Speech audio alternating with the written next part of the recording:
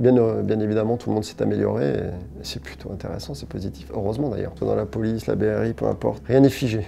On est en perpétuelle phase d'apprentissage. Bonjour, je suis Philippe de Paris, je viens faire mon breakdown pour GQ.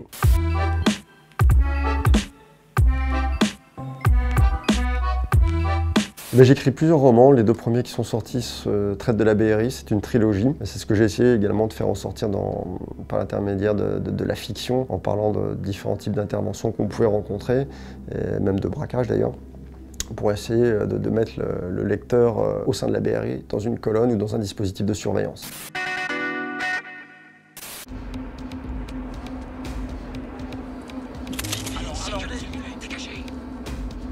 Là, à partir du moment où Al Pacino il a repéré les mecs qui sortent de la banque, techniquement avec l'argent ou pas, c'est un des moments sur lequel il faut surtout pas intervenir, dans le sens où les mecs ils sont chauds, ils sont aux aguets, d'autant plus qu'on voit sur le plan de caméra qu'il y a beaucoup de civils. Donc l'idée c'est à la limite plutôt de les laisser, entre guillemets, si je puis dire, partir pour pouvoir les interpeller dans une zone qui est un peu plus safe.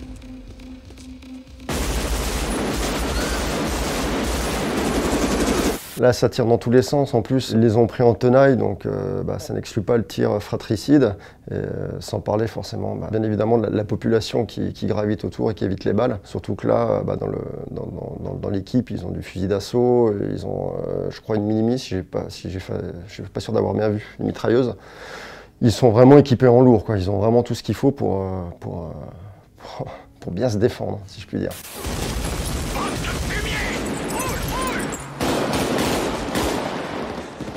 Déjà les mecs qui tirent dans la voiture avec les M4 et la M60, je pense déjà au niveau acoustique ça doit piquer sévère parce que ça résonne très très fort. Donc je ne vais pas dire qu'ils sont quasiment sourds, mais ça va être problématique par la suite. Alors je ne sais pas comment ils l'ont tourné, mais si ils l'ont vraiment fait en extérieur avec des armes entre guillemets opérationnelles et des cartouches à blanc, forcément les sons se répercutent. Donc ça claque pas mal. Là on a vraiment typiquement le son de la R15, quoi. Et c'est ça qui est intéressant avec ce film, c'est justement de l'écouter de le visionner avec un home cinéma pour avoir vraiment toute l'ambiance.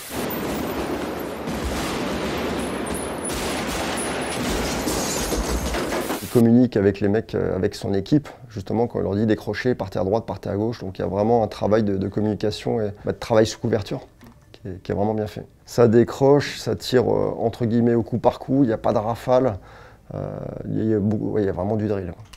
Vraiment du drill et c'est bien fait, ne serait-ce que les impacts sur les véhicules qui tombent. Alors le drill c'est le travail de l'entraînement tout simplement. Ouais, on voit que les acteurs se sont entraînés.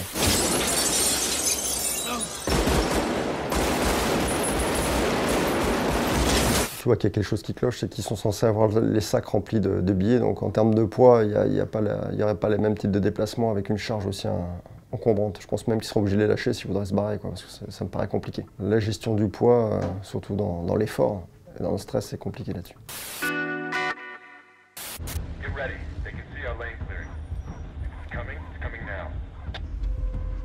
C'est quand même pas réel, c'est quand même pas discret, tu vois, les mecs avec les trafiquants de drogue, je sais pas s'ils sont censés être chargés, l'idée c'est de passer le plus inaperçu possible, et là que les armes apparentes, forcément ça commence mal, même aux États-Unis.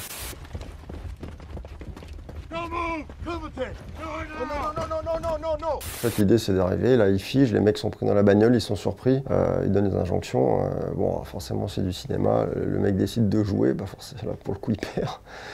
Bien sûr, hein, bien sûr. Il faut communiquer d'ailleurs, il faut s'annoncer, il faut que les gens sachent à qui ils ont affaire.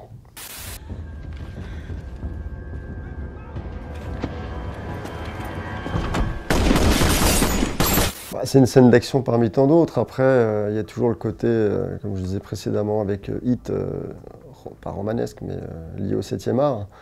Après, sur le départ, le fait, sans revenir sur les process, l'approche sur le premier véhicule, ouais, pourquoi pas. Ouais. Mais il y a toujours cette problématique des civils.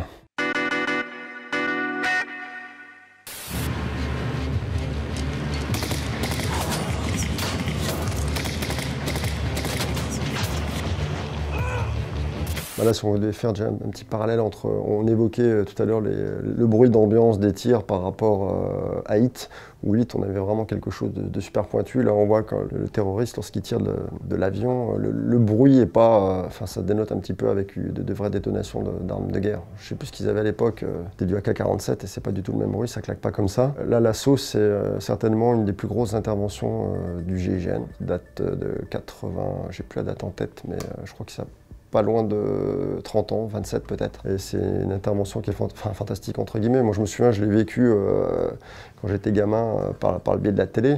Si vous avez l'occasion de voir justement l'interview du premier opérateur qui est rentré dans l'Airbus, qui s'appelle Thierry P, je ne donnerai pas son nom, c'est très intéressant ce qu'il dit. Et là, pour le coup, ils avaient vraiment beaucoup de courage.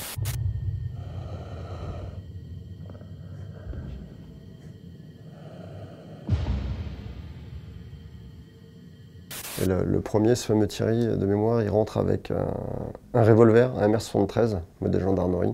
Donc c'est un 6 coups. 6 coups contre des armes automatiques, c'est un petit peu déséquilibré. Mais comme ils voulaient éviter de blesser des otages, ils ont, je pense, limité les moyens, entre guillemets, d'armement pour éviter tout ce qui est dommage collatéral.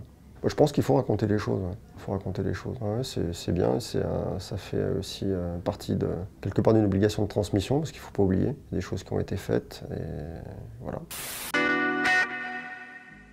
Elle est montée dans la voiture.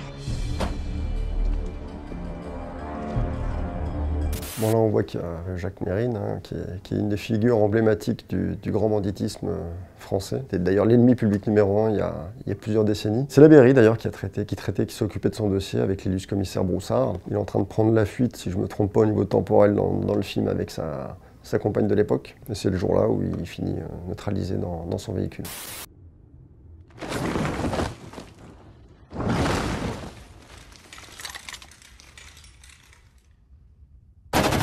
Il est bloqué sur une pente de périph', il y a le camion qui se met devant pour le bloquer. Et puis la suite, de toute façon, entre guillemets, la messe était dite, parce qu'il avait dit à Broussard, le premier qui tirera aura raison.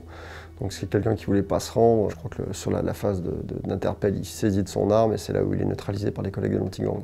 Quand on est en cavale, une des principales problématiques, c'est l'argent, on va pas se mentir, c'est la fourniture de moyens. Donc forcément, il y a des gens qui parlent. Si les collègues sont arrivés à se mettre en dispositif sur un hypothétique lieu de repli, une planque, c'est qu'ils ont eu un tubard, quoi. Ils ont eu une info. C'est aussi les limites du film. Parfois, il y a des petits détails qui sont différents avec la réalité, et finalement, ces petits détails, au bout du compte, ça peut tronquer l'histoire, si je puis dire. Donc il faut toujours prendre les films avec des pincettes, notamment au niveau de certaines reconstitutions.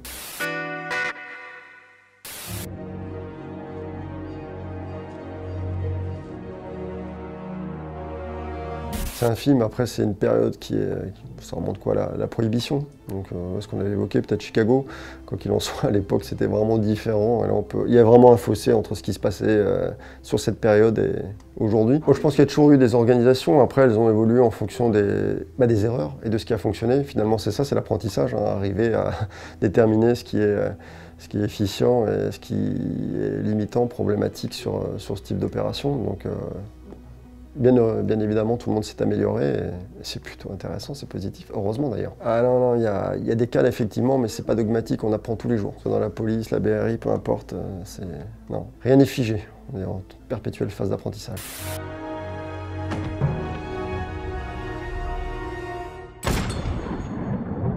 On voit l'image en arrière-plan, on a plus l'impression que ça va être une exécution que quand tu vois qu'il se retourne et qu'il est armé, ils sont en légitime défense. Donc voilà. C'est techniquement pas le genre de choses sur lequel tu as le temps de te caler, étant donné que nous, dans la police, on bosse par rapport à la légitime défense, soit pour nous-mêmes ou autrui. Donc à la limite, le tir qui pourrait être entre guillemets calculé ou préparé, ça pourrait être un tir de haute précision fait par ce qu'on appelle vulgairement des snipers.